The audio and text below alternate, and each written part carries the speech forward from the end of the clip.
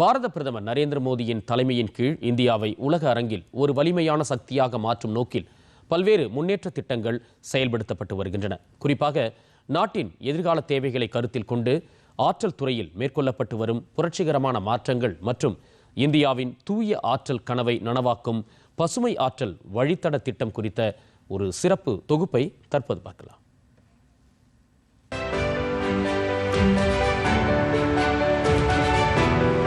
பிரதமர் நரேந்திர மோடியின் தலைமையின் கீழ் முன்னேற்ற திட்டங்களை செயல்படுத்த பல முயற்சிகள் மேற்கொள்ளப்பட்டன. இந்த முயற்சிகளில் ஆற்றல் துறையை சார்ந்த திட்டங்களும் அடங்கும். இந்தியாவின் தூய ஆற்றல் புரட்சியை செயல்படுத்த பசுமை ஆற்றல் வழித்தட திட்டம் உருவாக்கப்பட்டது.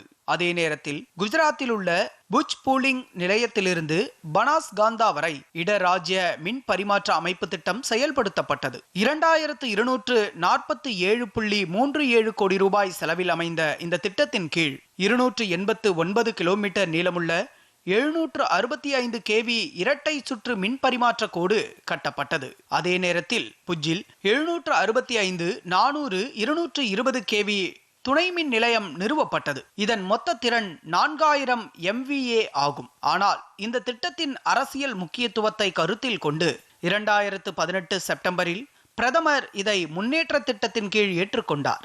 ஆலோசனையின் போது பிரதமர் தெளிவான வழிகாட்டுதல்களை வழங்கினார். குஜராத் அரசின் தலைமைச் செயலாளருக்கும் தொடர்புடைய மாவட்டங்களின் ஆட்சியர்களுக்கும் நீண்டகால பிரச்சனைகளை விரைவாக தீர்க்குமாறு கேட்டுக்கொண்டார்.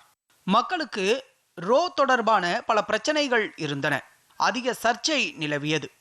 மக்கள் இழப்பீட்டை ஏற்கவில்லை. முன்னேற்ற திட்டத்தின் கீழ் முழு அமைப்பும் ஆய்வு செய்யப்படும் போது சுமார் 50% பணிகள் நிறுத்தப்பட்டன.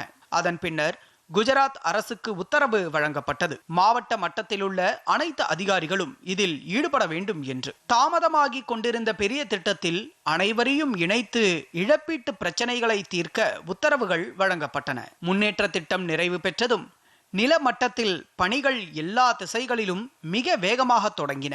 அதன் பின்னர் நிலமட்டத்தில் விரைவான முடிவெடுக்கும் நடைமுறை காணப்பட்டது.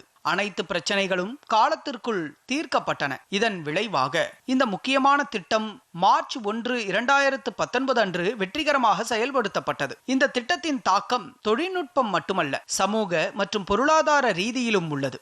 கட்ச் பகுதியை விட பெரிய அளவில் புதுப்பிக்கத்தக்க ஆற்றல் காரணமாக குஜராத் மற்றும் அருகிலுள்ள மாநிலங்களில் மின்வலை நிலைத்தன்மை அதிகரித்தது. புதுப்பிக்கத்தக்க ஆற்றலில் செலவு குறைந்தது. நுகர்வோருக்கு மலிவான மற்றும் நம்பகமான மின்சாரம் கிடைத்தது.